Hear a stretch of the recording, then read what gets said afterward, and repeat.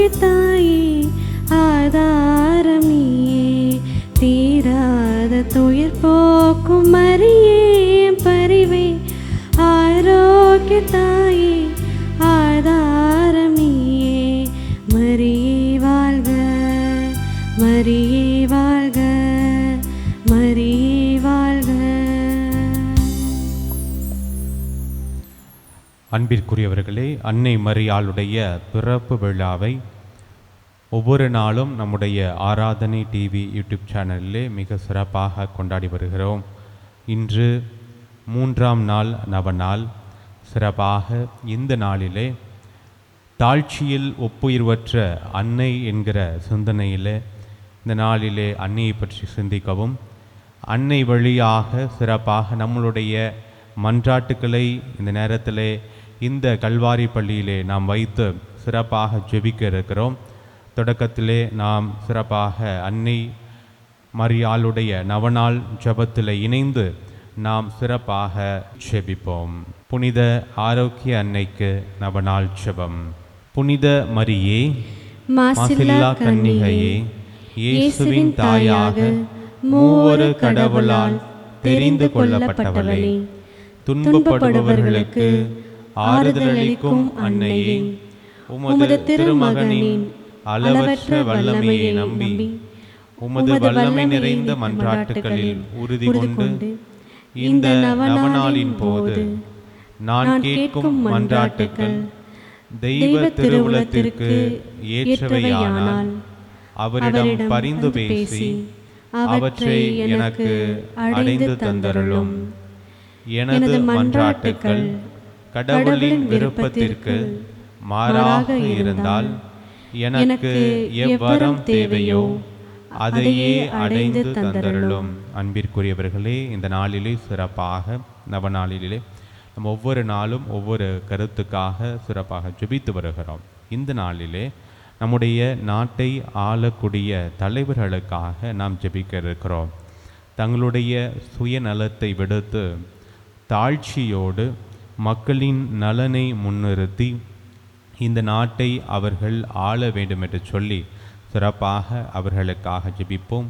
அதே நேரத்தில் இந்த நாட்டை ஆளக்கூடிய தலைவர்களை நல்ல முறையிலே இந்த மக்கள் சிந்தித்து தேர்ந்தெடுக்க வேண்டும் என்று சொல்லி அவர்களுக்காகவும் நாம் ஜெபிப்போம்.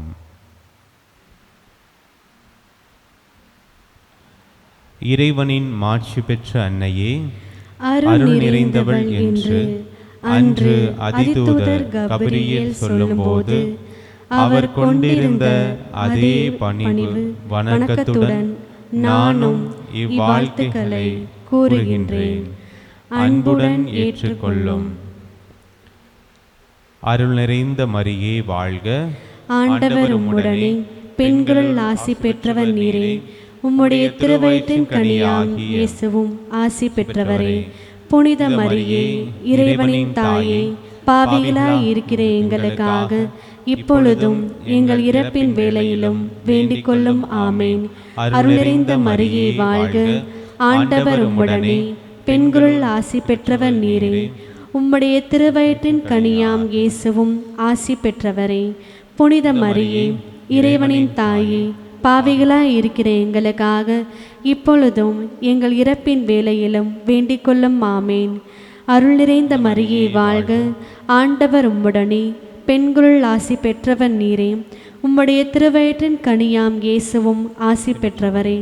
புனித மரியே, இறைவனின் தாயே, பாவிகளாய் இருக்கிற எங்களுக்காக இப்பொழுதும் எங்கள் இறப்பின் வேளையிலும் வேண்டிக் கொள்ளும். ஆமேன். வருந்துவோருக்கு ஆறுதலை, நான் இப்போது கேட்ட மன்றாட்டுக்கள் நிறைவேறுமாறு எனது நற்செயல்களையும் நான் ஏற்கும் துன்பங்களையும் ஒருத்தல் முயற்சிகளையும் உமக்கு ஒப்புக் கொடுக்கிறேன். உமது திருமகனிடம் உம் அடியான் எனக்காக பரிந்து பேசி என் மன்றாட்டுக்களை அடைந்து தந்தருளும் தாயே. ஆமேன். மிகவும் இரக்கமுள்ள தாயே, இதோ உம்முடைய அடைக்கலமாக ஓடி வந்து உமது உபகார சகாயங்களின் உதவியை இறந்து கேட்ட ஒருவராகிலும் உம்மால் கைவிடப்பட்டதாக உலகில் ஒருபோதும் சொல்ல கேள்விப்பட்டதில்லை என நினைத்தருளும்.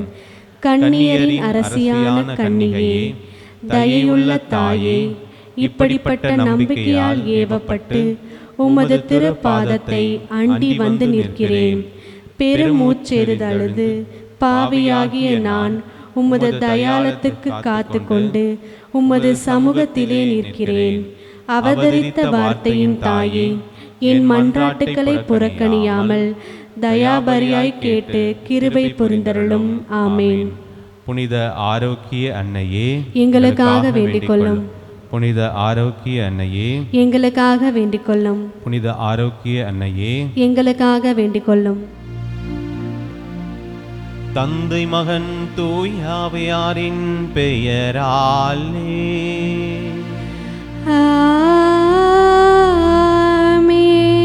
நம் ஆண்டவராகிய இயேசு கிறிஸ்துவின் அருளும் கடவுளின் அன்பும் தூய் ஆவியாரின் நட்புறவும் உங்கள் அனைவரோடும் இருப்பதாக. ஆன்மாவோடும் இருப்பாராக. அன்பிற்குரியவர்களே, பொது காலத்தின் 22ஆம் ஞாயிறு திருப்பலியை சிறப்பித்து கொண்டிருந்தாலும் அதே தருணத்திலே நம்முடைய ஆராதனை டிவி யூடியூப் சேனலில் கடந்த வெள்ளிக்கிழமை தொடங்கி ஒவ்வொரு நாளும் அன்னை மரியாளுக்கு நவநாள் எடுத்து திருப்பலி வைத்து ஒவ்வொரு தலைப்பிலே நாம் சிந்தித்து கொண்டிருக்கிறோம். ஒவ்வொரு நாளும் திருப்பலியை காணக்கூடியவர்கள் அன்னையினுடைய இந்த பண்பு நலன்களை, குணநலன்களை உங்களுடைய வாழ்வாக்க முயற்சி செய்ய வேண்டும் என்று சொல்லி அன்போடு கேட்டுக்கொள்கிறோம். இந்த நாளிலே அன்னையினுடைய தாழ்ச்சியை பற்றி நாம் சிந்திக்க இருக்கிறோம். நாம் ஒவ்வொருவரும் நம்முடைய வாழ்க்கையில் தாழ்ச்சியோடு வாழும் பொழுது கடவுளுக்கு உகந்த வாழ்க்கையை வாழ எளிதாக மாறுகிறது. நாம் ஒரு அமைதியான சூழலில், நிம்மதியான சூழலில் வாழ அது நமக்கு உதவி செய்கிறது. நம்முடைய நான் என்கிற அந்த ஈகோவை விடுத்து நாம் மற்றவர்களோடு அன்போடும் பாசத்தோடும் உறவு கொள்வதற்கு இந்த பண்புலனன் நமக்கு உதவியாக இருக்கும்.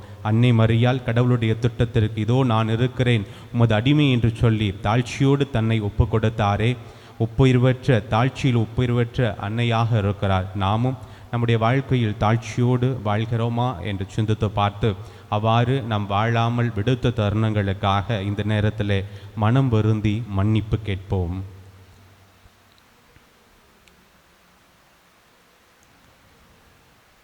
எல்லாம் வல்ல இறைவனிடமும் சகோதர சகோதரிகளே உங்களிடமும் நான் பாவி என்று ஏற்றுக்கொள்கிறேன். ஏனெனில் சிந்தனையாலும் சொல்லாலும் செயலாலும் கடமையில் தவறியதாலும் பாவங்கள் பல செய்தேன். என் பாவமே, என் பாவமே, என் பெரும் பாவமே. ஆகையால் எப்போதும் கன்னியான புனித மரியாவையும் வானதூதர் புனிதர் அனைவரையும் சகோதர சகோதரிகளை உங்களையும் நம் இறைவனாகிய ஆண்டவரிடம் எனக்காக வேண்டிக் கொள்ள மன்றாடுகிறேன். எல்லாம் வல்ல இறைவன் நம் மீது இரக்கம் வைத்து நம் பாவங்களை மன்னித்து நம்மை நிலை வாழ்வுக்கு அழைத்துச் செல்வாராக. ஆமென்.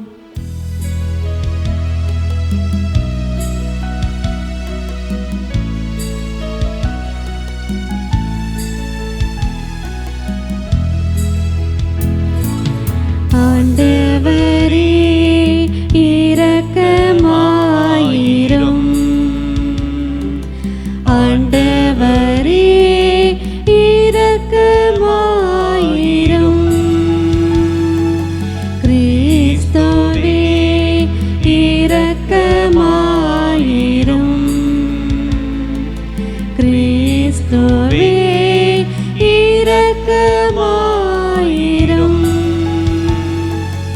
ஆண்டவரே இரக்கமாயிரும். ஆண்டவரே இரக்கமாயிரும்.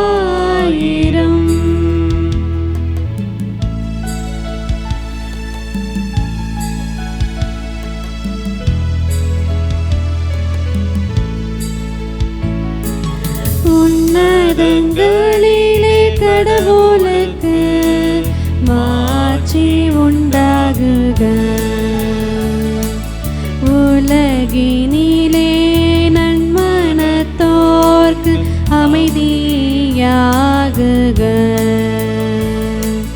உம்மை புகழ்கின்றோம்,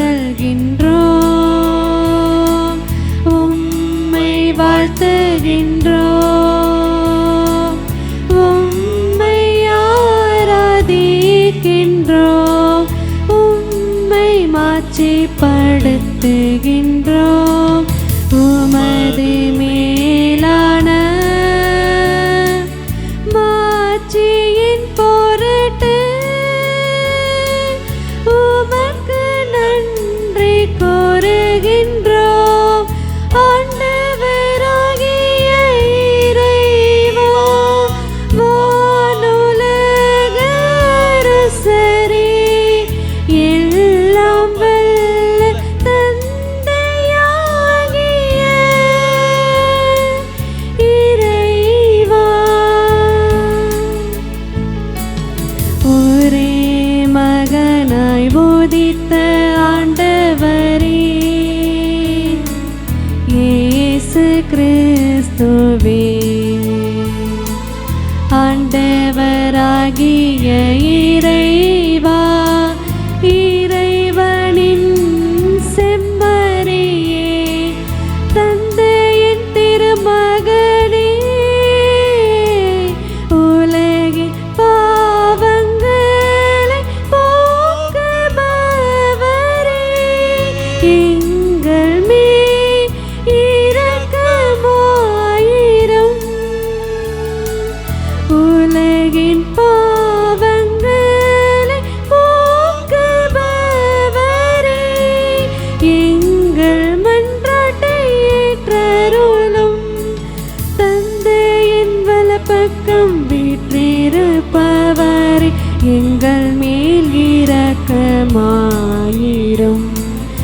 ஏனெனில் இயேசு கிறிஸ்துவே, நீரொருவரே தூயவர், நீரொருவரே ஆண்டவர், நீரொருவரே உன்னத தூய ஆவியாரோடு தந்தையாகிய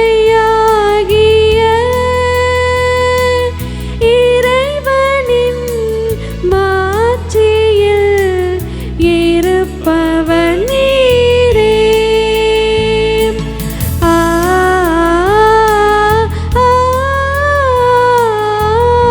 ஆமென். ஜெபிப்போமாக. ஆற்றல் வாய்ந்த இறைவா, சிறந்தவை அனைத்தும் நிறைந்தவரே, உம்மீது நாங்கள் உள்ளார்ந்த அன்பு கொள்ள செய்தருளும். அதனால் எங்களது சமய பற்றை வளர்த்து நன்மைகளை பெருகச் செய்து நீர் எங்களில் கருத்துடன் உருவாக்கியதை பராமரித்து காத்தருள்வீராக. உமோடு தூயாவின் ஒன்றிப்பில் இறைவனாய் என்றென்றும் வாழ்ந்து ஆட்சி செய்கின்ற எங்கள் ஆண்டவராகிய இயேசு கிறிஸ்து வழியாக உம்மை மன்றாடுகின்றோம். ஆமென். முதல் வாசகம். நீ செய்வது அனைத்தையும் பணிவோடு செய். சீராக்கின் ஞான நூலிலிருந்து வாசகம். அதிகாரம் 3, இறை திரு வார்த்தைகள் 17 18, 20 மற்றும் 28 29 வரை. குழந்தாய், நீ செய்வது அனைத்தையும் பணிவோடு செய். அவ்வாறாயின் கடவுளுக்கு உகந்தோர் உனக்கு அன்பு காட்டுவர். நீ பெரியவனாய் இருக்கும் அளவுக்கு பணிந்து நட. அப்போது ஆண்டவர் முன்னிலையில் உனக்கு பரிவு கிட்டும். ஆண்டவரின் ஆற்றல் பெரிது, ஆயினும் தாழ்ந்தோரால் அவர் மாட்சி பெறுகின்றார். இருமாப்பு கொண்டோரின் நோய்க்கு மருந்து இல்லை, ஏனெனில் தீமை அவர்களுள் வேரூன்றி விட்டது. நுண்ணறிவாளர் ஓமைகளை புரிந்து கொள்வர், ஞானிகள் கேட்டறியும் ஆவல் மிக்கவர்கள். ஆண்டவரின் அருள்வாக்கு. இறைவனுக்கு நன்றி. திருப்பாடல் 68. நாம் அனைவரும் பாட வேண்டிய பதிலுரை பாடலின் பல்லவி. ஒடுக்கப்பட்டோருக்கு கடவுளே மறுவாழ்வு அளித்தீர், ஒடுக்கப்பட்டோருக்கு கடவுளே மறுவாழ்வு அளித்தீர்.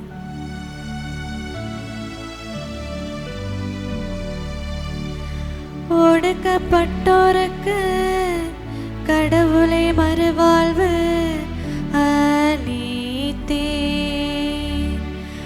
ஒடுக்கப்பட்டோருக்கு கடவுளை மறுவாழ்வு அளித்தே. நேர்மையாளரோ மகிழ்ச்சி அடைவார், கடவுள் முன்னிலையில் ஆர்ப்பரிப்பர், மகிழ்ந்து கொண்டாடுவர். ஆண்டவர் என்பது அவத்தம் பெயரா. ஒடுக்கப்பட்டோருக்கு கடவுளை மறுவாழ்வு அளித்தே. திக்கற்ற பிள்ளைகளுக்கு தந்தையாகவும் கணவனை இழந்தாளரின் காப்பாளராகவும்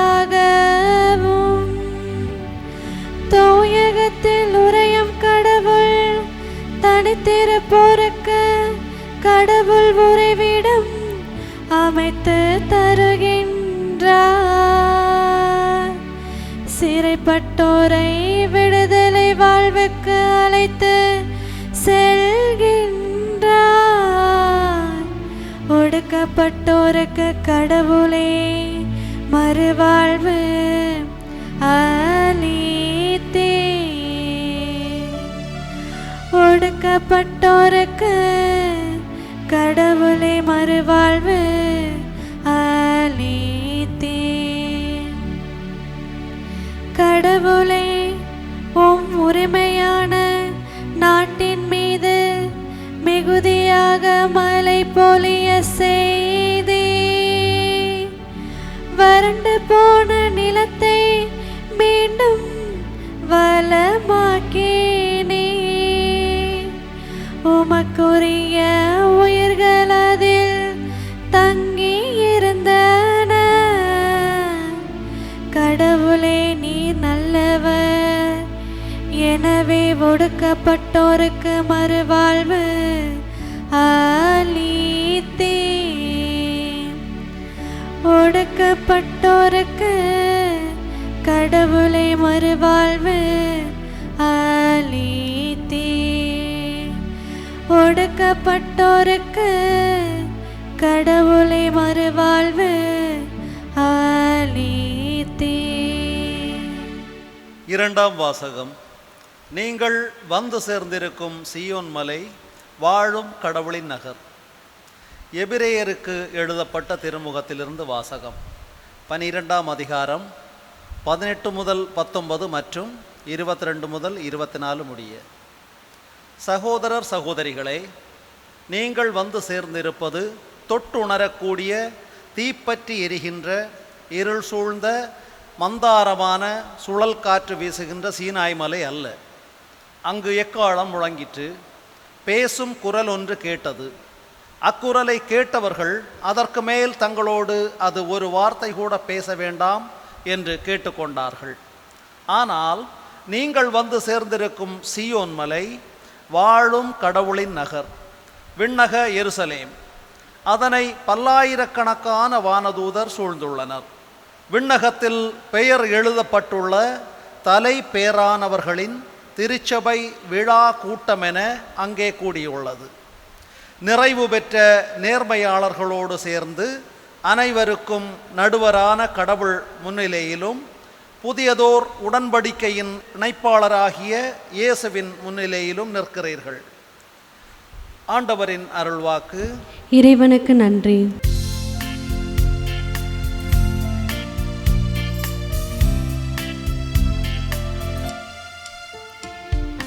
அல்லேலூயா, அல்லேலூயா, அல்லேலூயா, அல்லேலூயா, அல்லேலூயா, அல்லேலூயா, அல்லேலூயா, அல்லேலூயா. நான் கனிவும் மனத்தாழ்மையும் உடையவன், ஆகவே என் நுகத்தை உங்கள் மேல் கொண்டு என்னிடம் கற்றுக்கொள்ளுங்கள் என்கிறார் ஆண்டவர். அல்லேலூயா அல்லேலூயா அல்லேலூயா அல்லேலூயா. ஆண்டவர் உங்களோடு இருப்பாராக. உம் ஆன்மாவோடும் இருப்பாராக. புனித லூக்கா எழுதிய நற்செய்தியிலிருந்து வாசகம். ஆண்டவரே மாட்சி உமக்கே. லூக்கா எழுதிய நற்செய்தி அதிகாரம் 14 இறைவசனங்கள் 1 மற்றும் 7 14 வரை. அக்காலத்தில் ஓய்வு நாள் ஒன்றில் இயேசு பரிசேயர் தலைவர் ஒருவருடைய வீட்டிற்கு உணவு அருந்து சென்றிருந்தார். அங்கிருந்தோர் அவரை கூர்ந்து கவனித்தனர். விருந்தினர்கள் பந்தியில் முதன்மையான இடங்களை தேர்ந்து கொண்டதை நோக்கி இயேசு அவர்களுக்கு கூறிய அறிவுரை: ஒருவர் உங்களை திருமண விருந்துக்கு அழைத்திருந்தால் பந்தியில் முதன்மையான இடத்தில் அமராதீர்கள். ஒருவேளை உங்களை விட மதிப்பிற்குரிய ஒருவரையும் அவர் அழைத்திருக்கலாம். உங்களையும் அவரையும் அழைத்தவர் வந்து உங்களிடத்தில் இவருக்கு இடத்தை விட்டு கொடுங்கள் என்பார். அப்பொழுது நீங்கள் வெட்கத்தோடு கடைசி இடத்திற்கு போக வேண்டியிருக்கும். நீங்கள் அழைக்கப்பட்டிருக்கும் போது போய் கடைசி இடத்தில் அமருங்கள். அப்பொழுது உங்களை அழைத்தவர் வந்து உங்களிடம், நண்பரே, முதல் இடத்திற்கு வாரும் என சொல்லும் பொழுது உங்களுடன் பந்தியில் அமர்ந்திருப்பவர்கள் யாவருக்கும் முன்பாக நீங்கள் பெருமை அடைவீர்கள். தம்மை தாமே உயர்த்துவோர் யாவரும் தாழ்த்த பெறுவர், தம்மை தாமே தாழ்த்துவோர் உயர்த்த பெறுவர். பிறகு தம்மை விருந்துக்கு அழைத்தவரிடம் இயேசு, நீர் பகல் உணவோ இரவு உணவோ அளிக்கும்போது உம் நண்பர்களையோ சகோதரிகளையோ உறவினர்களையோ செல்வம் படைத்த அண்டை வீட்டாரையோ அழைக்க வேண்டாம். அவ்வாறு அழைத்தால் அவர்களும் உம்மை திரும்ப அழைக்கலாம். அப்பொழுது அதுவே உமக்கு கைமாறு ஆகிவிடும். மாறாக நீர் விருந்து அளிக்கும் போது ஏழைகளையும் உடல் ஊனமுற்றோரையும் கால் ஊனமுற்றோரையும் பார்வையற்றோரையும் அழையும். அப்போது நீர் பேர் பெற்றவர் ஆவீர். ஏனென்றால் உமக்கு கைமாறு செய்ய அவர்களிடம் ஒன்றுமில்லை. நேர்மையாளர்கள் உயிர் தெழும்போது உமக்கு கைமாறு கிடைக்கும் என்று கூறினார். ஆண்டவரின் அருள் வாக்கு. கிறிஸ்துவே எமக்கு புகழ். கிறிஸ்து இயேசுவில் அன்பிற்கும் பாசத்திற்கும் இனிய அன்பான இறைமக்களே, பொது காலத்தினுடைய 22வது ஞாயிறை பெருவகையோடு கொண்டாடி மகிழ்கிற நமக்கு, குறிப்பாக தமிழகத்தில் வாழ்கிற கிறிஸ்தவர்களுக்கு இது இரட்டிப்பான மகிழ்ச்சியின் நேரம். அன்னையினுடைய பிறந்த நாளை கொண்டாடுவதற்கு ஆவலோடு நவநாட்கள் செய்து தயாரித்து கொண்டிருக்கிற நம்மவருக்கு இந்த நாளில் இந்த மறையுறையிலேயே பொதுக்காலத்தினுடைய நற்செய்தி வாசகத்தையும் அன்னையினுடைய வாழ்வு எவ்வாறு இந்த நற்செய்தியோடு தொடர்புபடுத்த முடியும் என்று சிந்திக்கிற பொழுது, கடவுளால் எனக்கு கொடுக்கப்பட்ட ஆவியினுடைய அபிஷேகத்தில் நான் பெற்றுக்கொண்ட ஒற்றை செய்தி, தாழ்ச்சியில் ஒப்புயர்வு அற்ற அன்னை. தாழ்ச்சியில் ஒப்புயர்வற்ற அன்னை. உலகம் இருக்கிற எல்லா மக்களுக்குமே ஓரளவுக்கு இந்த வேளாங்கண்ணி அன்னையை தெரிந்திருக்கிறது.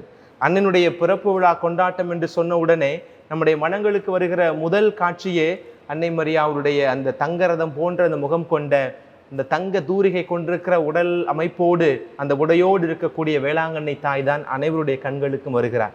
அதே உணர்வோடு தான் நானும் இந்த நாளினுடைய மறையுறையை தாழ்ச்சியின் அடையாளமாய், தாழ்ச்சியில் ஒப்புயர்வற்றவர்களாக இருக்கிறார் நம்முடைய அன்னை என்பதை பகிர்ந்து கொள்ள விரும்புகிறேன். என்னுடைய அண்ணன் இருக்கிற இந்த பிலிப்பைன்ஸ் நாட்டில் நான் ஊருக்கு கடந்த முறை வந்துட்டு வருகிற பொழுது, ஒவ்வொரு முறை வரும்போது ஏதாவது சிறு சிறு பொருட்களை வாங்கிட்டு வந்து கொடுப்பது உண்டு. இங்கே வந்து பசலோவங் அப்படின்னு சொல்லுவாங்க. அது இங்கே வழக்கம். யாராவது வெளியில் போயிட்டு வந்தால் கட்டாயம் கொடுக்கணும் அப்படின்றது இங்கே இந்த நாட்டினுடைய ஒரு பாரம்பரியமான ஒரு பழக்கம். பெரிய பொருளாக இருக்க வேணால் ஒரு சின்ன சின்ன பொருட்களாக இருந்தாலும் கூட அவங்க மன மகிழ்ச்சியோடு வாங்கி கொள்வாங்க. நம்மளை நினச்சி ஃபாதர் வாங்கிட்டு வந்திருக்கிறாங்க அப்படின்ற மாதிரி. அப்போது கடந்த முறை நான் வந்துட்டு ஒருத்தரை பார்க்க போகும்போது அவங்களுக்கு வந்து ஒரு சின்ன ஒரு முட்டை மாதிரி இருக்கக்கூடிய ஒரு பாத்திமா மாதா நம்ம திருச்சியிலேருந்து வாங்கிட்டு வந்திருந்தேன். அதான் அவங்கள்ட்ட கொடுத்தேன். அப்போ அவங்க என்கிட்ட கேட்டாங்க, father, do you have the statue of Velankanni அப்படின்னு சொல்லி கேட்டாங்க. இப்போ எனக்கு ஆச்சரியமாக இருந்துச்சு. அப்புறம் அவங்க என்னிட்ட வேளாங்கண்ணியை பற்றி கேட்டாங்க, அதனுடைய வரலாற்றை பற்றி கேட்டார்கள். அப்போது நான் சொல்லுகிற பொழுது எனக்கு அடுத்த முறை வரும்போது எனக்கு வேளாங்கண்ணி மாதா ஸ்டாச்சு வாங்கிட்டு வாங்க அப்படின்னு சொல்லி அவங்க என்னிடம் கேட்டுக்கொண்டார்கள். அப்போ கேட்கும் போது மகிழ்ச்சியாக இருந்துச்சு. நமது ஊரில் இருக்கிற நம்முடைய அன்னை காட்சி கொடுத்த அந்த பகுதி உலகெங்கமும் அறியப்பட்டிருக்கிறதே அப்படின்னு நோக்கும் போது எனக்கு ரொம்ப சந்தோஷமாக இருந்துச்சு. அப்போ அந்த ஒரு மன மகிழ்ச்சியோடு இந்த நாள் மறையுரை செய்தியை உங்களோடு நான் பகிர்ந்து கொள்ள விரும்புகிறேன். நான் சொன்ன வார்த்தை தான், தாழ்ச்சியில் ஒப்புயர்வு அற்றவள் அன்னை. ஒப்புயர்வு அப்படின்ற வார்த்தைக்கு என்ன அர்த்தம்? அவளுக்கு ஒப்பானவர் எவரும் இல்லை, அவருக்கு உயர்வானவரும் எவரும் இல்லை. தாழ்ச்சி என்கிற வார்த்தையை நான் தியானிக்கிற பொழுது அந்த வார்த்தைக்கு முழுமையாய் உண்மையாய் உயிர் கொடுத்தவள் அன்னை மரியாள் ஒருவரே. அவளுக்கு ஒப்பானவர் எவரும் இல்லை, அவருக்கு உயர்வானவர் எவரும் இல்லை, அவர் மகன் இயேசுவை தவிர அப்படின்றது என்னுடைய தீர்க்கமான நம்பிக்கை. இறைவார்த்தையில் அடிப்படையில் பார்த்தோம்னா மீகா புத்தகத்தில் 6வது அதிகாரத்தின் 8வது வசனம் என்ன சொல்லுகிறது? ஓ மானிடா, நல்லது எதுவென அவர் உங்களுக்கு காட்டியிருக்கிறாரே, நேர்மையை கடைபிடித்தலையும் இரக்கம் கொள்வதில் நாட்டத்தையும் உன் கடவுளுக்கு முன்பாக, அதான் வார்த்தை, உன் கடவுளுக்கு முன்பாக தாழ்ச்சியோடு நடந்து கொள்வதையும் தவிர வேறு எதை ஆண்டவர் உம்மிடம் எதிர்பார்க்கிறார்? அப்போ 3 காரியங்களை ஆண்டவர் நம்மகிட்ட எதிர்பார்க்கிறார். என்னது? நேர்மை, இரக்கம், தாழ்ச்சி. நேர்மையை கடைபிடிக்கணும், இரக்கம் கொள்வதில் ஆர்வம் கொண்டிருக்கணும், அதற்கப்புறம் கடவுளுக்கு முன்பாக தாழ்ச்சியோடு நடந்து கொள்வதையும் தவிர வேறு எதை ஆண்டவர் உன்னிடம் எதிர்பார்க்கிறார்? இந்த வார்த்தை அன்னை மரியாவுடைய உள்ளத்தை ஆழமாக தொட்டிருக்கும் என்று நினைக்கிறேன். அதனால் தான் அவர் சொல்லுகிறார், தாழ்நிலையில் இருந்த அடியேன் என்னை கண்ணோக்கினீர் என்று சொல்லுகிறார். ஆண்டவருக்கு முன்பாக தன்னை தாழ்த்துகிற பிள்ளைகளுக்கு உயர்வு என்றைக்கும் உண்டு என்பதற்கு அன்னை மரியாள் மிக முக்கியமான ஒரு சாட்சியாக இருக்கிறார்கள். பழமொழிகளில், நீதிமொழிகளில் 22வது அதிகாரம் 4வது வசனத்தில் வாசிக்கிறோம் இல்லையா? தாழ்ச்சி உள்ளவர்களுக்கு, ஆண்டவரிடம் அச்சம் உள்ளவர்களுக்கும் கிடைக்கும் பயன் செல்வமும் மேன்மையும் நீடித்த ஆயுளுமாகும். தாழ்ச்சி உடையவர்களுக்கும் கடவுளிடம் அச்சம் கொள்கிறவருக்கும், கடவுளுக்கு முன்பாக நம்மை தாழ்த்துகிற பொழுது நம்மை அறியாத ஒரு நேர்மறையான ஒரு கடவுள் பயம் நமக்கு வரும். அதைத்தான் அந்த இடத்துல சொல்லியிருக்கிறாங்க.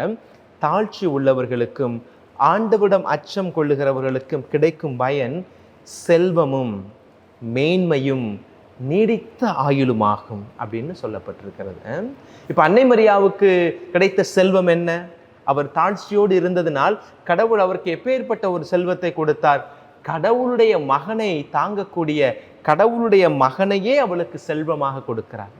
தன் மகனை உதிரத்தில் தாங்கக்கூடிய அந்த பேரின்ப செல்வத்தை ஆண்டவர் அன்னை மரியாவுக்கு கொடுத்ததன் காரணம் அவளிடமிருந்த தாழ்ச்சி என்கிற அந்த மேன்மையான கொடைதான். தன்னை தாழ்த்தி கொள்கிறார். இன்னைக்கு எல்லாருமே ஒரு குறிப்பிட்ட ஒரு ஸ்டேஜில் இருக்கும் போத எளிமையாக அமைதியாக இருக்கிறவங்க ஒரு உயர்வு கண்ட பிறகு தன்னுடைய நடை உடை பாவனை எல்லாத்தையுமே மாற்றி கொள்கிறார்கள். எனக்கு தெரிஞ்சுலாம் ஒரு சொல்லக்கூடாது இருந்தாலும் சொல்கிறேன், தெரிஞ்சுக்கிறது நல்லது தானே. எனக்கு தெரிஞ்ச ஒரு குருவானவரே அப்படி நடந்து கொண்டார் என்று கேட்கிற பொழுது ரொம்ப வருத்தமாக இருந்துச்சு. அவர் ஒரு பள்ளிக்கூடத்தில் படிக்கிறாரு. அவர் அந்த பள்ளிக்கூடத்தில் படிக்கும் போது அந்த ஸ்கூலில் ஒரு ஹெட்மாஸ்டர் இருப்பார் இல்லையா? அந்த ஹெட்மாஸ்டர் கடவுளுடைய பேரிரக்கம் அவருக்கு கிடைக்குதுன்னு வச்சுக்கோங்களேன். அவர் பின்னால் குருவாகி அவர் படித்த அதே பள்ளிக்கூடத்துக்கு அவர் எங்கே போகிறார்? கரஸ்பாண்டண்ட்டாக போகிறார். கரஸ்பாண்டண்ட்டாக போகிறார். அப்போ அந்த ஸ்கூலில் அதே வாத்தியார் அங்கே HM அங்கே வேலை செய்து கொண்டு இருக்கிறார். அப்போது தன்னிடம் படித்திருக்கிற மாணவர் நம்முடைய பள்ளிக்கு ஒரு தாளாளராக வருகிறார்ன்றதில் அந்த பள்ளியில் இருக்க ஆசிரியர்களுக்கும் சரி தலைமை ஆசிரியருக்கும் மிக சந்தோஷம், உற்சாகம் அவரை வரவேற்றாங்க. ஆனால் அவர் பொறுப்பெடுத்த பிறகு அந்த வாத்தியார்களெல்லாம் ஒருமையில் சொல்லி பேசுறது, பேர் சொல்லி கூப்பிட்றது, ஒரு உதாரணத்துக்கு சௌரிமுத்துங்க வாங்க அப்படின்றது, இன்னும் எவ்வளோ பெரிய ஒரு இழுக்கான ஒரு நிலை. தாழ்நிலையில் கிடந்த ஒன்றுமில்லாத இருந்த ஒன்றை கடவுளுக்கு ஒரு அழைத்தலை கொடுத்து உன்னுடைய வாழ்க்கையை மாற்றி உன்னை ஒரு உயர்வான இடத்துல உட்கார வைக்கிறார் அப்படின்னா அந்த இடத்துல தான் நீ உன்னுடைய தாழ்ச்சியை காட்டணும். ஒன்றுமே இல்லாமல் இருக்க பொழுது வெறுங்கையாக இருக்கிற பொழுது சிம்பிளாக இருக்கிறது பெரிய காரியம் இல்லை. எல்லாமே இருந்து சிம்பிளாக இருக்கிறோம் பார்த்தீங்களா, அதுதான் பெரிய காரியம். இன்னைக்கு ஒரு சில பேரை செலிபிரிட்டிஸ் அப்படின்னு சொல்கிறாங்க, ஒரு சில பேரை உலகம் நமக்கு ஒரு முன்மாதிரியாக காட்டுதே. அவங்க எல்லாரும் எப்படிப்பட்டவங்க? எல்லாம் இருக்கிற போது எளிமையாக இருக்கிறவங்க. அப்துல் கலாம் ஐயானா என்னுடைய வாழ்க்கையில் அடிக்கடி என் கண்ணுக்கு முன்பாக செல்வார். எல்லா பதவியும் இருந்தது, அவருக்கு அரசு பதவி இருந்தது, அவர் நினைச்சா சாதிக்க முடியாத காரியம் எதுவுமே இல்லாமல் இருந்துச்சு. அந்த சூழ்நிலையிலும் கூட அவர் எளிமையை, அந்த தாழ்ச்சி உள்ளம் கொண்டவராக இருந்ததுனால்தான் இன்னைக்கு மதம் கடந்து அவரை எல்லோரும் மனிதநேயமிக்க ஒரு மகா ஆத்மாவாக இன்னைக்கு அவரை நினைத்து பார்ப்பதற்கு காரணம் தாழ்ச்சி தான். நான் சொன்ன அந்த குருவானவருடைய செயல்பாடு நமக்கெல்லாம் ஒரு மிகப்பெரிய படிப்பினை.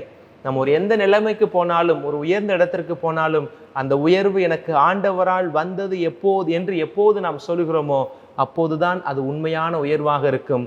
ஆண்டவருடைய நம்முடைய தாழ்ச்சியில் நம்மை மாட்சி காண செய்வார் அப்படின்னு சொல்லப்பட்டிருக்கிறது. அப்போ அன்னை மரியாவுக்கு ஆண்டவருடைய மகனை தாங்கக்கூடிய அந்த மிகப்பெரிய பேறுபலன் கிடைத்த பிறகு, அந்த வாக்குத்தத்தம் அவர் கிடைத்த பிறகு தன்னை முழுமையாக தாழ்த்தி கொண்டு அவர் பாடிய பாடல் தான் அன்னை மரியாவுடைய பாடலாக இருக்கிறது. எப்பேற்பட்ட ஒரு மகளாக இருக்கிறாள் பாருங்களேன். தன்னுடைய உதிரத்தில் இருக்கிற குழந்தை தான் இந்த உலகத்தினுடைய மீட்பராக வரப்போகிறது. இந்த குழந்தை தான் வரலாற்றை இரண்டாக பிரிக்கக்கூடிய ஒரு மாபெரும் சக்தியாக மகா கடவுள் மனிதனாய் வரப்போகிறார் என்கிற செய்தி தனக்கு கொடுக்கப்பட்டிருக்கிறது.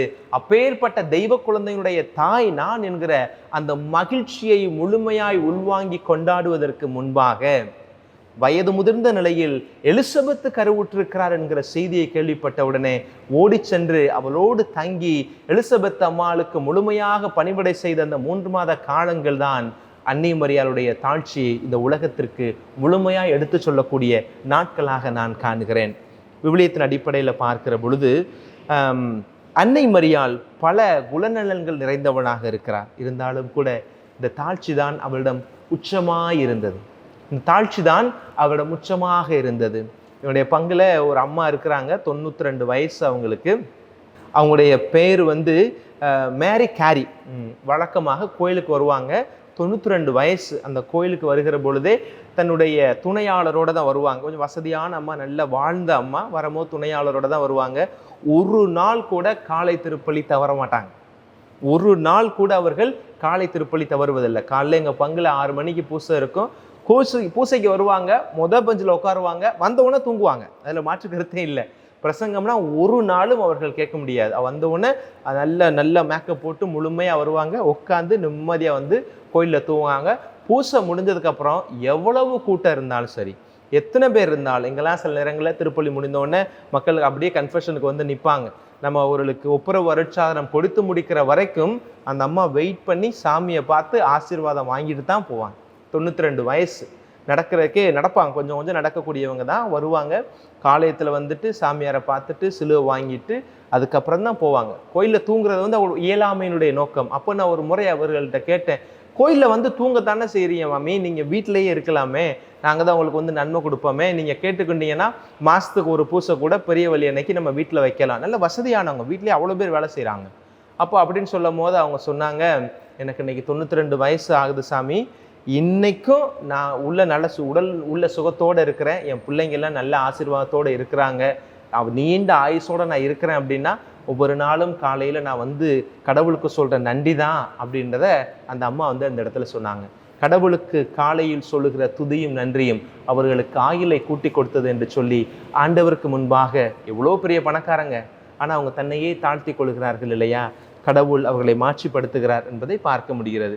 இன்றைக்கெல்லாம் புது பணக்காரர்கள் என்று சொல்லுகிற வார்த்தை அதிகமாக நாம் பயன்படுத்துகிறோம். பணமும் செல்வமும் வந்த பிறகு, பதவியும் வந்த பிறகு மனிதர்கள் தன்னுடைய செயல்பாட்டில் அவருடைய ஆட்டிடியூடில் கேரக்டரை எப்படிலாம் மாற்றிக்கிறாங்க. அவங்களுக்கு முன்பாக அன்னை மரியாள் மிகச்சிறந்த ஒரு உதாரணமாக நமக்கு நிற்கிறாங்க.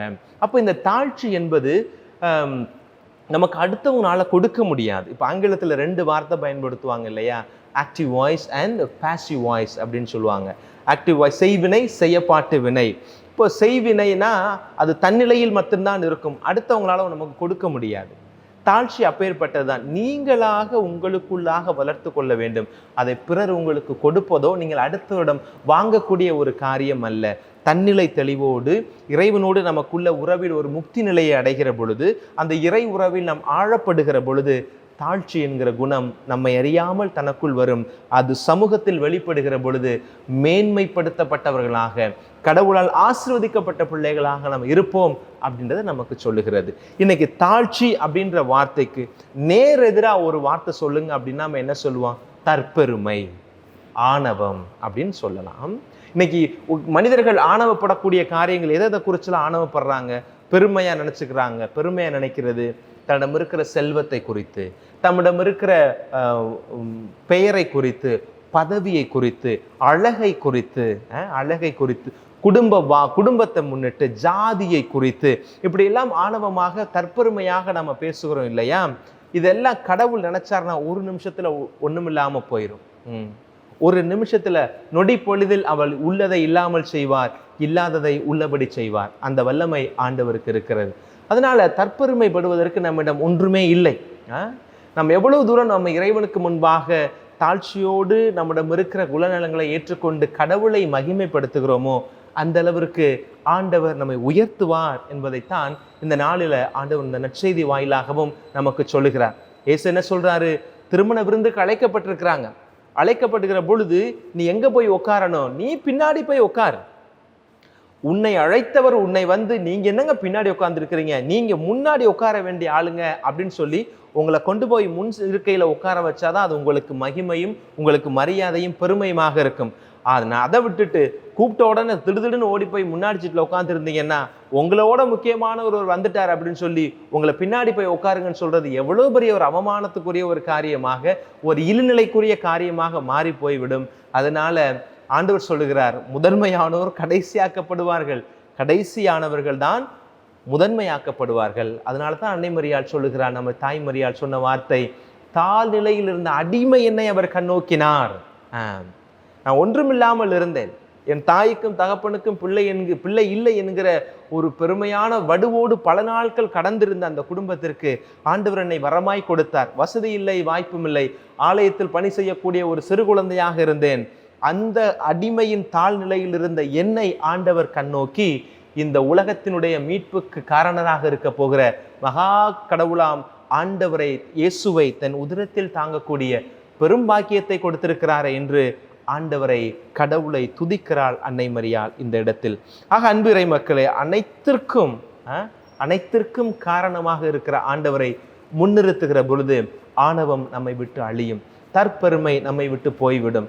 தற்பெருமை பேசுறதுனால நம்ம நிறைய ஆவியினுடைய கொடைகளை இழந்து போய் விடுகிறோம். தற்பெருமை பேசுறதுனால ஆசீர்வாதத்தை இழந்து போய் விடுகிறோம்.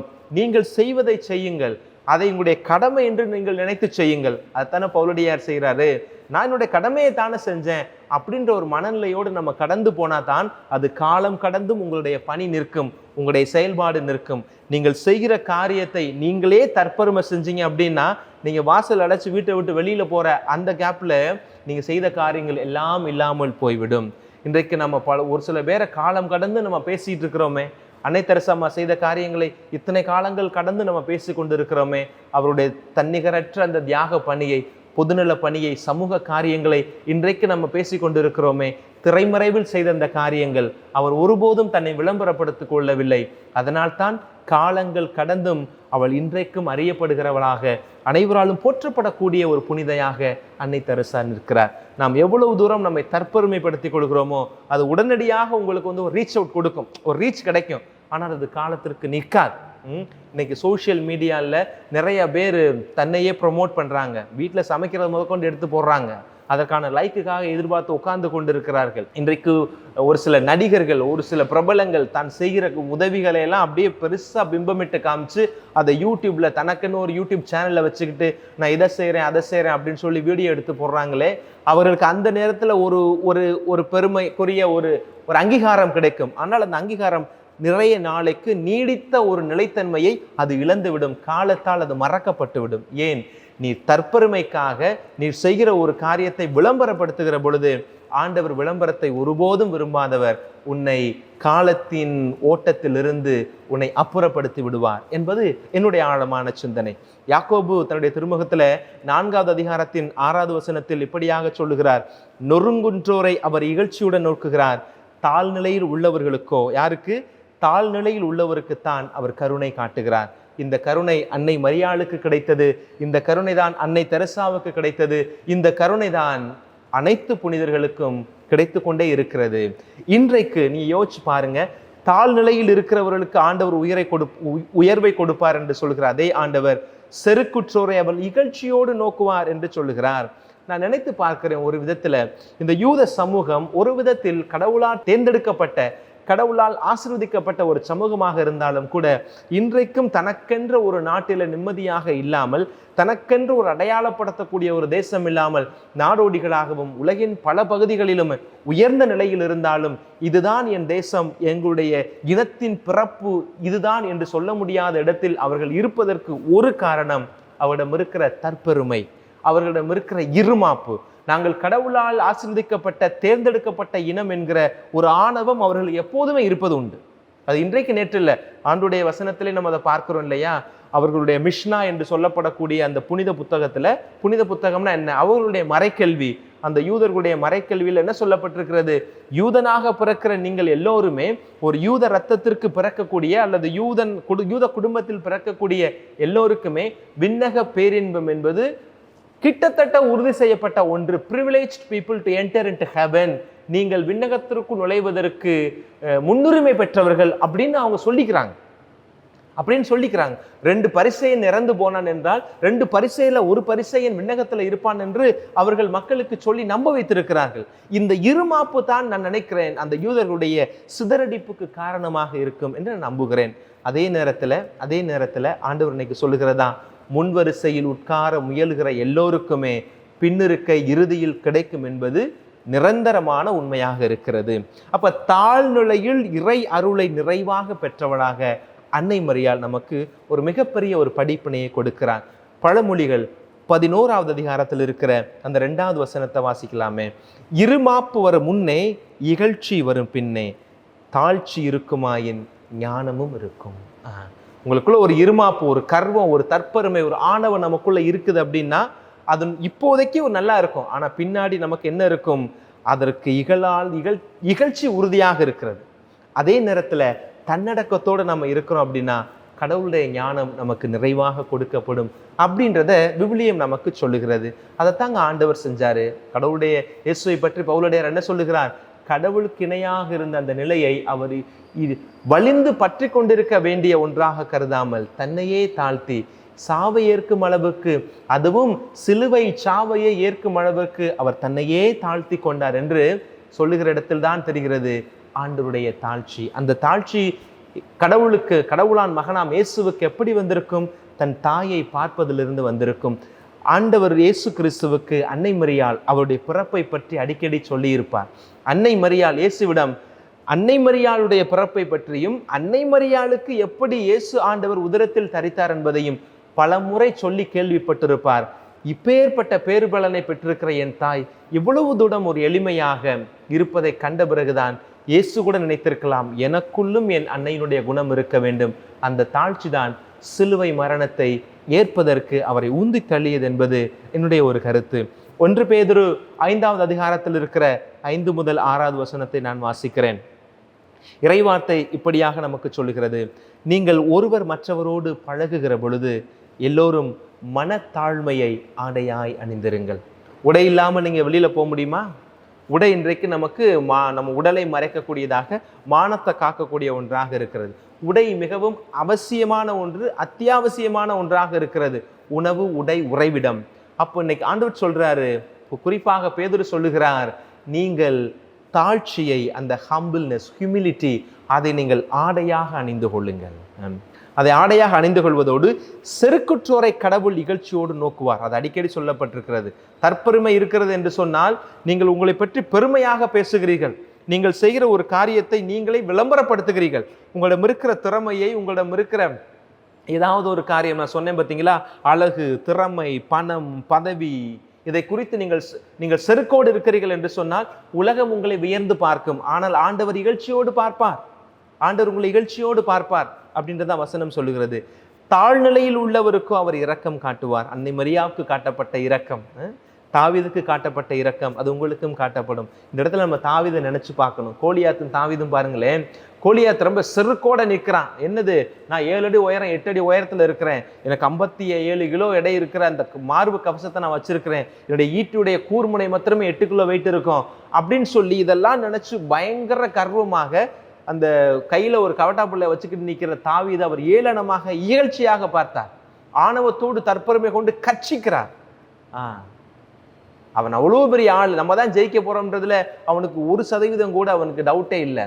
ஆனால் கோலியாத்தை வீழ்த்திய அந்த தாவீது கடவுளை மட்டுமே நம்பினார். என்னிடம் இருக்கிறது ஒரு சில கற்களும் என்னுடைய கையில் இருக்கிற கவனம் தான், ஆனால் இதை கொண்டு என் ஆண்டவர் என்னோடு இருந்தால் எவ்வளவு பெரிய வீரனையும் வீழ்த்த முடியும் என்று நினைத்தான். தற்பெருமை கொண்டு தன்னை உயர்வாக நினைத்து கொண்ட ஆணவம் கொண்டிருந்த கோலியாத்து தரை மட்டும் தாழ்த்தப்பட்டான். கடைநிலையில் இருந்த தாவீது அரியணைக்கு உயர்த்தப்பட்டார். இதனுடைய காரணம் இது தற்பெருமையின் வீழ்ச்சி, இது தாழ்ச்சியின் எழுச்சி என்றுதான் நான் பார்க்கிறேன். மீண்டுமாக வசனம் தொடர்கிறது. 1 பேதுரு 5வது அதிகாரத்தின் 5 முதல் 6 வரை இருக்கிற வசனங்கள். ஆகையால் கடவுளுடைய வல்லமை மிக்க கரத்தின் கீழ் உங்களை தாழ்த்துங்கள். கடவுளுடைய வல்லமை மிக்க கரத்தின் கீழாக உங்களை தாழ்த்துங்கள், அப்போது அவர் ஏற்ற காலத்தில் உங்களை உயர்த்துவார். இந்த கேள்விக்கு, நம்முடைய பல கேள்விகளுக்கு இந்த இறை வார்த்தை நமக்கு பலன் கொடுக்கும் என்று நினைக்கிறேன். சாமி, எவ்வளவு தூரம் தான் நான் தாழ்ச்சியோடு இருக்கிறது? ஒரு சில நேரங்களில் ரொம்ப தாழ்ச்சியா இருந்தேன்னா என்னை எல்லாருமே ஏமாளி கோமாளின்னு சொல்றாங்களே அப்படின்னு கூட நமக்கு எண்ணங்கள் வரும்.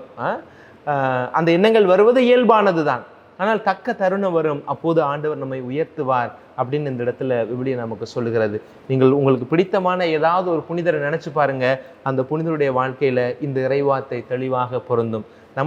நாம வாழக்கூடிய எந்த சூழ்நிலையிலையுமே பார்க்க முடியும். தாழ்ச்சியோடு இருக்கக்கூடிய எத்தனையோ பேருக்கு ஆண்டவர் நிறையான உயர்வை கொடுத்திருக்கிறார். அந்த உயர்வு நிலையான உயர்வாக இருக்கும்.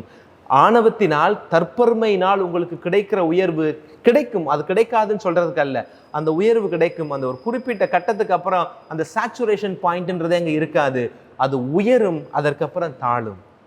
உயர்வும் எவ்வளவு வேகமா உயர்தோ அதை விட பன்மடங்கு வேகமாக ஆணவத்தால் கிடைத்த பெருமையும் புகழும் உங்களை விட்டு போய்விடும்.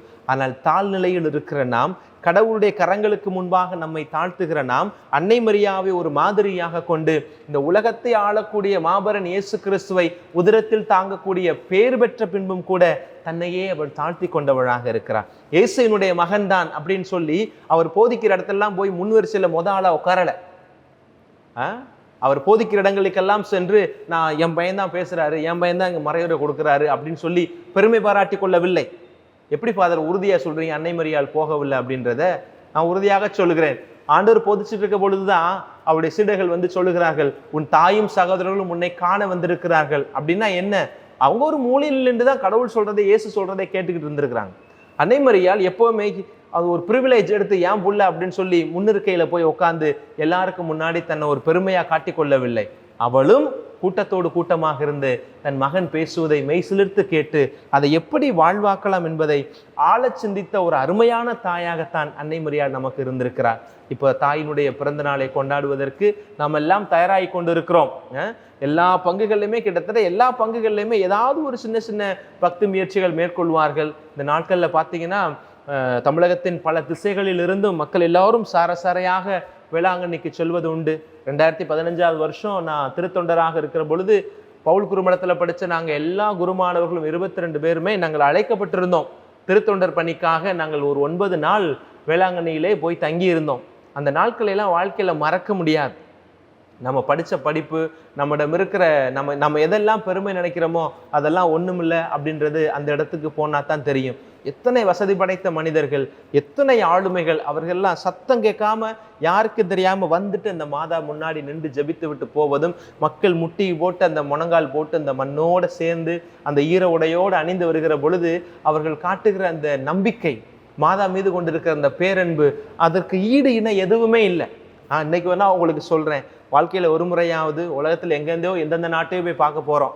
இங்கேருந்து ஹோலிலாண்ட் போகலான்னு நினைக்கிறோம், இங்கேருந்து யூரோப் போகிறோம்னு நினைக்கிறோம், உலகத்தின் எத்தனை பகுதிகளுக்கோ போகிறோம். இதை ஒரு உறுதிக்கணையாக எடுத்துக்கொள்ளுங்கள். என் வாழ்க்கையில் ஒரு முறையாவது இந்த 10 நாள் நவநாள் 9 நாள் நவநாள் நடக்கக்கூடிய இந்த நாட்களில் வேளாங்கண்ணிக்கு போய் நீங்கள் ஒரு நாள் அந்த அம்மாவுடைய பாதத்தில், அந்த அம்மாவுடைய இடத்துல இருந்து கொண்டு வாருங்கள். உங்களுக்கு தெரியும் அன்னை மரியாள் எவ்வளவு அதிசயமானவள். அன்னை மரியாள் மீது கொண்டிருக்கிற அன்பில் கத்தோலிக்க திருச்சபை ஈடு இணை இல்லாமல் நிறைந்து நிற்கிறது என்பதும் அன்னை மரியாள் நமக்கு கொடுக்கிற ஆசீர்வாதத்தை பெற்றுக்கொள்ள முடியும். அன்பான இறைப்பிள்ளைகளை, இன்றைக்கு பொது காலத்தினுடைய 22வது ஞாயிறாக இருக்கிறது. அதே நேரத்தில் அதை எப்படி இறைவார்த்தையோடு தொடர்பு படுத்தலாம் என்று நினைக்கிற பொழுது இந்த தாழ்ச்சி தான் என்னுடைய கண் முன்பாக வந்தது. தாழ்ச்சியில் ஒப்புயர்வற்றவளாக இருக்கிறார் அன்னை மரியாள். நம்முடைய பிள்ளைகளுக்கு இதை நாம் கற்றுக் கொடுப்போம். நம்முடைய உறவுகளுக்கு இதை நாம் சொல்லிக் கொடுப்போம். தன்னிலையில் நாம் இந்த தாழ்ச்சியை கடைபிடிப்பதற்கு அன்னை மரியாளிடம் இந்த நாட்களிலே அவருடைய பரிந்துரை ஜெபத்தை இறைவனிடம் ஏறெடுக்குமாறு நாம் வேண்டுவோம். அன்னை மரியாள் தாழ்ச்சியில் ஒப்புயர்வற்றவளாக இருக்கிறார். இறுதியாக சொல்லி நிறைவு செய்கிறேன். அன்னை மரியாளைப் போல தாழ்ச்சிக்கு ஒப்பானவரும் யாருமில்லை. அன்னை மரியாளைப் போல தாழ்ச்சிக்கு உயர்வானவரும் யாருமில்லை, ஆண்டவர் இயேசுவை தவிர. பிரியமான பிள்ளைகளை, ஆராதனை ஒளி வாயிலாக இந்த இறைவார்த்தை கேட்கிறவங்க ஒவ்வொருவரையும் இறைவன் நிறைவாய் ஆசீர்வதிக்க வல்லமையின் கரங்கள் உங்களோடு தொடர்ந்து வழிநடத்த வேண்டும் என்று உங்களுக்காக ஜெபிக்கிறோம். இறைவன் நம் ஒவ்வொருவரையும் ஆசீர்வதிப்பார். ஆமென். அனைவரும் இணைந்து நம்முடைய நம்பிக்கையை அறிக்கையிடுவோம்.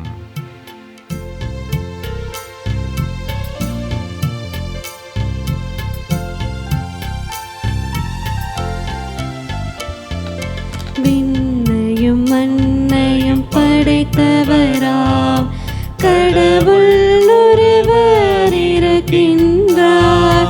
தந்தை மகன் தூய ஆவியராய் ஒன்றாய் வாழ்வோரை நம்புகிறேன்.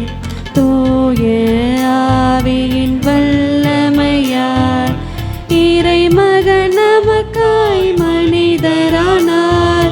கன்னி மரியிடம் பிறந்தவராம் இயேசுவை உறுதியாய் நம்புகிறேன். பிலாத்துவின் ஆட்சியில் பாடுபட்டார். சிலுவையில் இறந்து அடக்கப்பட்டார். மூன்றாம் நாளில் உயிர்த்தெழுந்தார். இறப்பின் மீது வெற்றி கொண்டார். விண்ணகம் வாழும் தந்தையிடம் அரியணை கொண்டு இருக்கின்றார். உலகம் முடியும் காலத்திலே நடுவரை திரும்பவும் வந்திடுவார். தூய ஆவியாரை நம்புகிறேன். பாரினில் அவர் துணை வேண்டுகிறேன். பாவ மன்னிப்பில் தூய்மை பெற்று பரிகார வாழ்வில் நிலைத்திடுவேன். திரு அவை உரைப்பதை நம்புகிறேன். புனிதர்கள் உறவை நம்புகிறேன். உடலின் உயிர்ப்பை நிலை வாழ்வை உறுதியுடனே நம்புகிறேன்.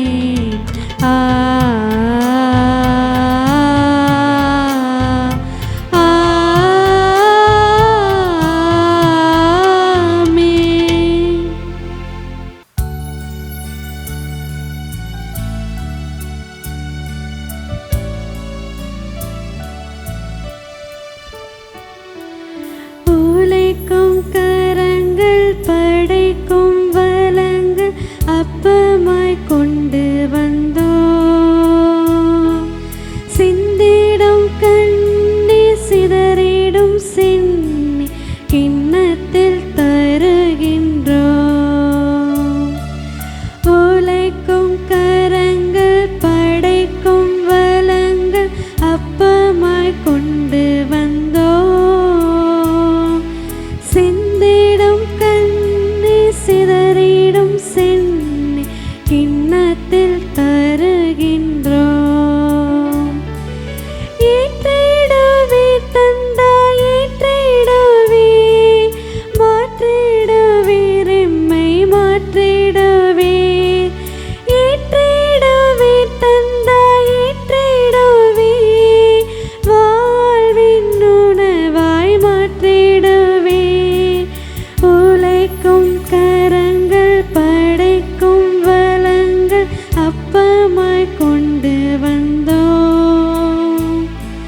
சிந்திடும் கண்ணீர் சிதறிடும் சென்னி கிண்ணத்தில் தருகின்றோம். அன்புமிக்க சகோதர சகோதரிகளே, என்னுடையதும் உங்களுடையதுமான இப்பள்ளி எல்லாம் வல்ல தந்தை ஆகிய இறைவனை கேட்டதாகும்படி மன்றாடுங்கள்.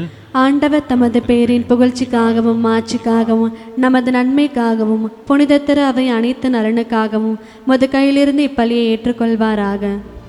ஆண்டவரே, என்றும் புனிதமான இக்காணிக்கை மீட்பளிக்கும் ஆசியை எங்கள் மீது பொழிவதாக.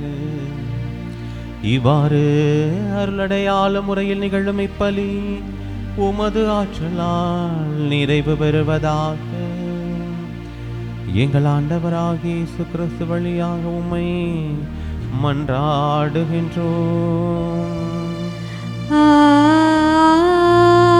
ஆமென். ஆண்டவர் உங்களோடு இருப்பாராக. உம் ஆன்மாவோடும் இருப்பாராக. இதயங்களை மேலே எழுப்புங்கள். ஆண்டவரிடம் எழுப்பியுள்ளோம். நம் இறைவனாகிய ஆண்டவருக்கு நன்றி கூறுவோம். அது தகுதியும் நீதியும் ஆனது. ஆண்டவரே, தூயவரான தந்தையே, என்றுமுள்ள எல்லாம் வல்ல இறைவா, என்னாலும் இவ்விடத்திலும் நாங்கள் உமக்கு நன்றி செலுத்துவது மெய்யாகவே தகுதியும் நீதியுமாகும், எங்கள் கடமையும் மீட்புக்குரிய செயலுமாகும்.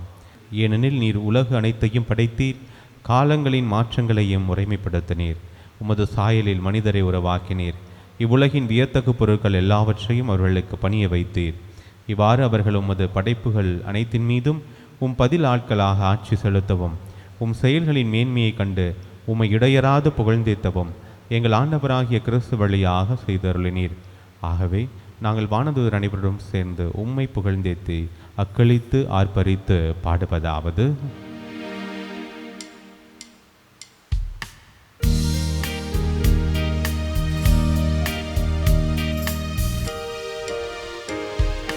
தூயவர் தூயவர் தூயவர் வான்படைகளின் கடவுளமாண்டவர்.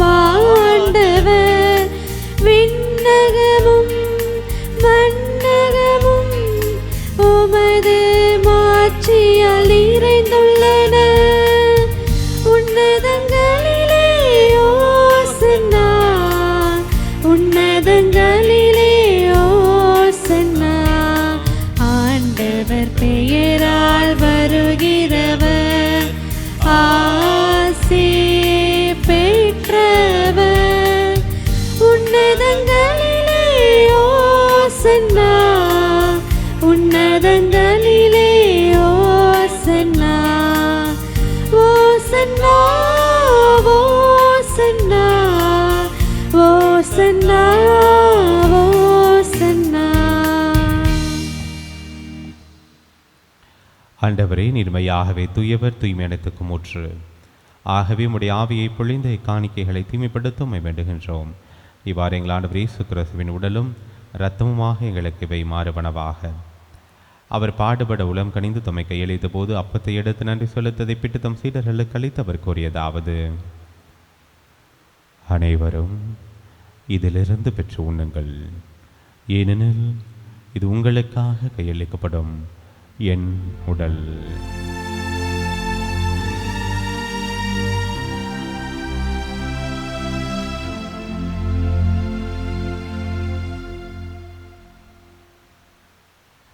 அவ்வண்ணமே இரவு விருந்தை அருந்திய பின் கிண்ணத்தையும் எடுத்து மீண்டும் உமக்கு நன்றி கூறி தம் சீடர்களுக்கு அளித்து அவர் கூறியதாவது: அனைவரும் இதிலிருந்து பெற்று பருகுங்கள், ஏனெனில் இது புதிய நிலையான உடன்படிக்கைக்குரிய இரத்தத்தின் கிண்ணம். இது பாவ மன்னிப்புக்கென்று உங்களுக்காகவும் பலருக்காகவும் சிந்தப்படும். இதை என் நினைவாக செய்யுங்கள்.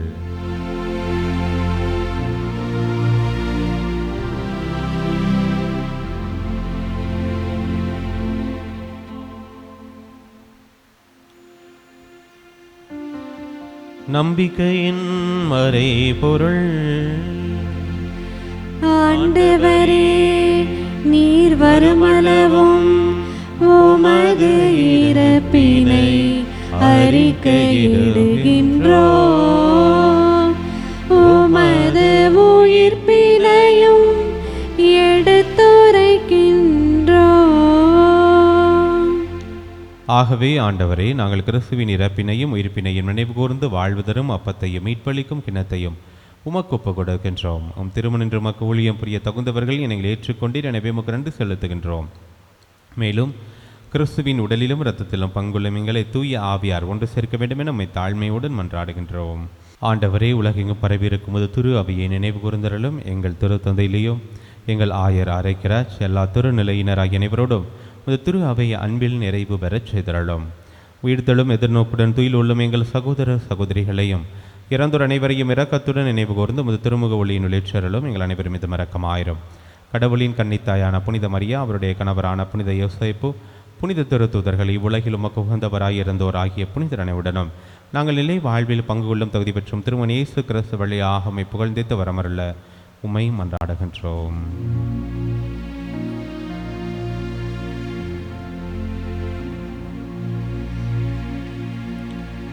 இவர் வழியாக இவரோடு இவரில் எல்லாம் வல்ல இறைவனாகிய தந்தையே, தூய ஆவியாரின் ஒன்றைப்பில் எல்லா புகழும் ஆட்சியும் என்றென்றும் உமக்கு உரியதே. ஆமென். ஆமென். ஆமென்.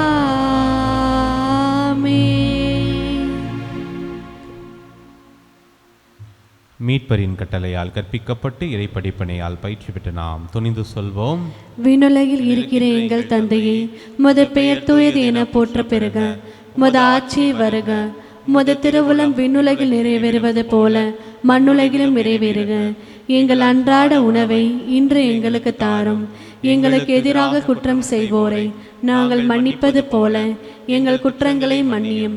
எங்களை சோதனைக்குட்படுத்தாதேயும், தீமையிலிருந்து எங்களை விடுவித்தருளும். ஆண்டவரே, தீமை அனைத்திலிருந்தும் எங்களை விடுவித்து எங்கள் வாழ்நாளில் அமைதியை கனிவுடன் அருளும் எம்மாடுகின்றோம். முதிரக்கத்தின் உதவியால் நாங்கள் பாவத்திலிருந்து எப்போது விடுதலை பெற்று யாதொரு கலக்கமின்றி நலமாயிருப்போமாக. நாங்கள் எதிர்நோக்கி இருக்கும் பெரின்பத்துக்காகவும் எம் மீட்பராகிய இயேசு கிறிஸ்துவின் வருகைக்காகவும் காத்திருக்கின்றோம். ஏனெனில் ஆட்சியும் வல்லமையும் மாட்சியும் என்றென்றும் உம்மதே. ஆண்டவரே இயேசு கிறிஸ்துவே, அமைதியை உங்களுக்கு விட்டுச் சொல்கின்றேன், என் அமைதியையே உங்களுக்கு அளிக்கின்றேன். திருத்தூதர்களுக்கு மொழிந்தீர். எங்கள் பாவங்களை பாராமல் உமது திரு அவையின் நம்பிக்கையை கண்ணோக்கி உமது திருவுளத்திற்கு ஏற்பதற்கு அமைதியும் ஒற்றுமையும் அளித்தருள்வீராக என்று வாழ்ந்து ஆட்சி செய்கின்றவர் நீரே. ஆமென். ஆண்டவருடைய அமைதி உங்கள் அனைவரோடும் என்றும் இருப்பதாக. உம் ஆன்மாவோடும் இருப்பதாக. ஒருவருக்கொருவர் ஆண்டவருடைய அமைதியை மகிழ்ச்சியோடு பகிர்ந்து கொள்வோம். சமாதானம். உலகின் பாவங்களை போக்கும் இறைவனின் செம்மறியே, எங்கள் மேல் இரக்கமாயிரும். உலகின் பாவங்களை போக்கும் இறைவனின் செம்மறியே, எங்கள் மேல் இரக்கமாயிரும். உலகின் பாவங்களை போக்கும் இறைவனின் செம்மறியே, எங்களுக்கு அமைதியை அளித்தருளும். ஆண்டவரே இயேசு கிறிஸ்துவை நான் உட்கொள்ளும் திருள்ளும் திறத்துமே திருப்புக்கும் தன்னைக்கும் உள்ளாக்காமலும் பரிவக்கத்தின் மனதை உடலுக்கும் பாதுகாப்பும் நலமளிக்கும் இடமிருந்தாகவும் இருப்பனவாகும். இதோ இறைவனின் செம்மறி, இவரை உலகின் பாவங்களை போக்குபவர். செம்மறியின் விருந்துக்கு அழைக்க பெற்றோர் பேறு பெற்றோர். ஆண்டவரே, நீர் என் நிலத்தில் எழுந்தருள நான் தகுதியற்றவள். ஆனால் ஒரு வார்த்தை மட்டும் சொல்லி அருளும், எனது ஆன்மா நலமடையும். கிறிஸ்துவின் உடலும் திறத்துமை காத்துமித்து வாழ்வளிப்பதாக. ஆசை திருவிருந்துக்கான மன்றாட்டு. ஆண்டவரே, நீர் என் இல்லத்தில் எழுந்தருள நான் தகுதியற்றவள். ஆனால் ஒரு வார்த்தை மட்டும் சொல்லியருளும் என்று நூற்றுவர் தலைவன் ஜெபித்தது போல நாங்களும் இப்போது உம் திருப்பாதம் பணிந்து வேண்டுகிறோம். இனிய இயேசுவே, நாங்கள் தகுதியற்றவர்களாய் இருந்தாலும் எங்கள் தகுதியின்மையை பாராமல் நீர் எங்கள் உள்ளங்களில் எழுந்து வாரும். உம் அன்பிலும் அருளிலும் நாங்கள் நிலைத்திருக்க எம்முள் எழுந்து வாரும். நன்மை செய்வதில் ஆர்வமுள்ளவர்களாய் தீமைகள் அனைத்திலிருந்தும் விடுதலை பெற்றவர்களாய் வாழவும் எங்களை வழிநடத்த வாரும். எல்லா நலன்களாலும் வளங்களாலும் எங்களை நிரப்ப வாரும். ஆமேன். நன்றி கூறி மன்றாடுவோமாக. ஆண்டவரே, விண்ணக உணவால் ஊட்டம் பெற்ற நாங்கள் உம்மை வேண்டுகின்றோம். அதனால் இந்த அன்பின் உணவு எங்கள் இதயங்களை உறுதிப்படுத்தி எங்கள் சகோதர சகோதரிகளில் உமக்கு பணிபுரிய எங்களை தூண்டி எழுப்புவதால் எங்கள் ஆண்டவராகிய இயேசு கிறிஸ்து வழியாக உம்மை மன்றாடுகின்றோம்.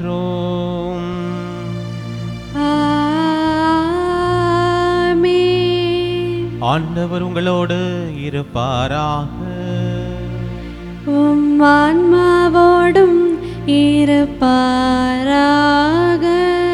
எல்லாம் வல்ல இறைவன் தந்தை மகன் தூயாவி உங்கள் ஒவ்வொருவரையும் நிறைவாக ஆசிர்வதிப்பாராக. ஆமென். நம் அன்னையை போல தாழ்ச்சியோடு வாழ சென்று வாருங்கள், திருப்பலி நிறைவேறிற்று. இறைவனுக்கு நன்றி.